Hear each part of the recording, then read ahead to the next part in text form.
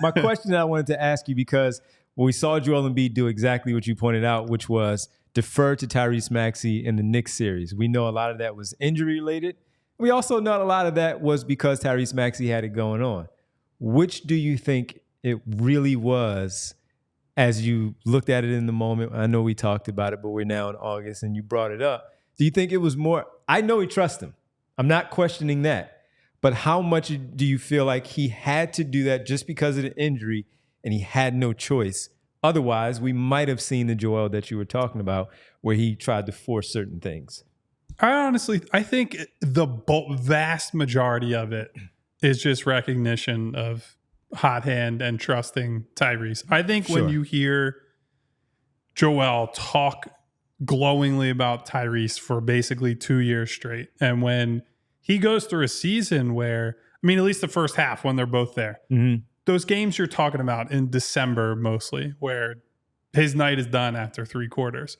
A big reason for that is that Tyrese at the start of the fourth or even at the end of a third, if you're getting him extra rest, close it out. He's just killing that other team for 3-4 minutes. And the lead goes from maybe it's like 15, it's 25. Maybe it's like 18, it's 30. Like he hits them with that one final combination of blows and the game is over. And so I think when you see that enough, when you see the other part of it too, and I know we bring this up a lot, but it's always worth repeating.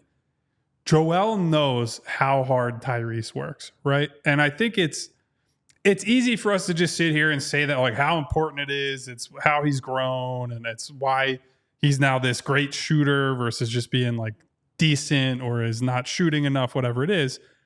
When you're Joel or you're any guy in that organization and you see Tyrese over and over and over again, first guy in, last guy out, first guy in, last guy out, performs in the playoffs as a rookie, despite basically not being in the rotation for half of that season. The 7-guy COVID game, scores 40 points out of nowhere, is like his big arrival moment. Last year, chips are down. He has an unbelievable performance at MSG. Like, there are just so many examples over the years that Tyrese's work ethic and basketball character have shown through.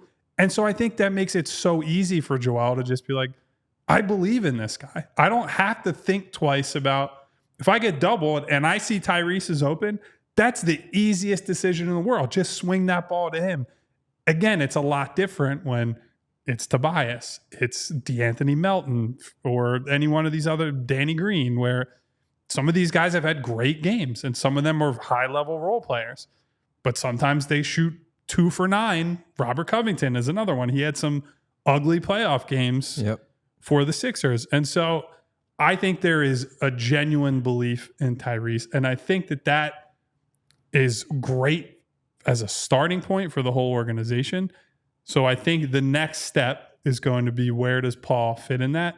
How quickly does he build that trust with Joel? Because I don't think that was like, Joel always encourages other guys to shoot. You hear it from him all the time at press conferences. I talk to him about it in the locker room and whatnot. He's always begging other guys to shoot. He wants them to take the pressure off of him. I think it's different when it's, these are your big 3, right? And it's different when it's, this guy's getting the ball, 5 minutes left in the game, he's leading the offense. So that's something that Paul, I think, will have to earn. The good news is he's coming in with a hell of a resume, a complementary skill set, and I think the right mindset about, it's not Paul George's team, but it's also not any one guy's team. It's all 3 of us own this together. And so it's up to the 3 of us to work out these responsibilities and pick our spots as a group. Something Paul got asked by Chet Holmgren on that podcast, talked about it previously. Who's taking the final shot?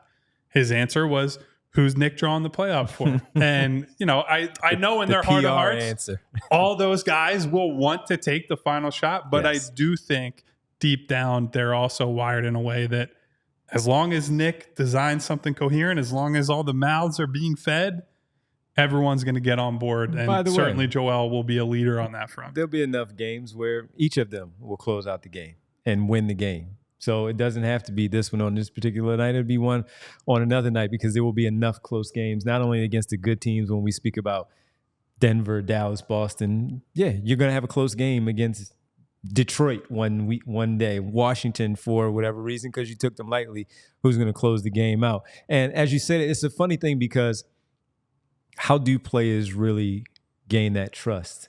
Certain skill sets or why you're on the team. Do you have players that do certain things better than others? Like, it made me think about Matisse Thybulle. He would tell Matisse Thybulle to shoot the jumper when he was wide open. He would encourage him.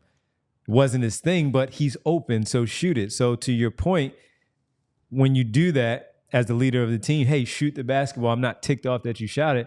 But when you don't and you start to hesitate, then or you miss him, then it's like, then he's going to hesitate. There's that moment of hesitation in his head. And now I'm hesitating to pass the basketball to you. Yes. Because you are not doing what you're supposed to do at this time and make sure that shot is there. But that's the dynamic of just being a basketball player and that level of trust that you can pick it up just like that, and it can be taken away from you just as quickly if you don't do what you're supposed to do. And it's like, look, it's in any line of work, but also certainly in sports, right? If you're a quarterback and you have 3 like comparable wide receivers, right? And one of those guys in theory is supposed to be good, but when you've gone to him in fourth quarters in the past, maybe he's dropping the ball, maybe he can't get separation, whatever it is. And the one guy, maybe he's like a less talented guy, but he's more of I'm a possession guy. I'm a Jason Avant type guy. On third downs, if that ball hits my hands, if you put it where it needs to be, that's coming in. Right. They are going to get the ball more. It becomes a feedback loop. And so I think Tyrese has he's solidified, right? Fine. Like he's an all-star. Even when you bring up the Paul George piece, he recruited him to be here. He trusts him. He wants him here. Yes. So it's going to come down to, on some level, the other guys. Does he trust Kelly Oubre?